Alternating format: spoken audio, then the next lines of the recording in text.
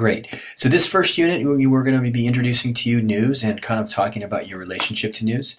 Know that this is the kind of assignment that you'll be working on, and in the first weeks, it's just kind of trying to understand what's your personal relationship to news and journalism. We all have a different kind of ways of going about getting our information, and I guess it's changing, and so we'd like to know more about how you do it and what you feel about news and kind of what you're feeling about the role that news plays in our lives.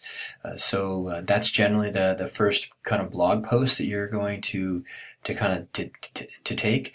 So in doing that, I'm asking that you kind of read over several different readings that I've provided for you. All of them are readings that are written about the news, basically.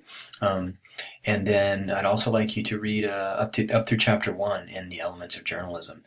You'll be also posting in book clubs there. So throughout the class, you're going to be reading the Elements of Journalism. We're going to start it now up through chapter 1, and we'll kind of read it through each different unit as we go on. All right. So again, hopefully you can start to kind of think about a little bit more about news, and then also think about how you are going to start to write, news for other people too, I guess, in your blog. So that's the introduction to this unit, and good luck. If you have questions, let me know.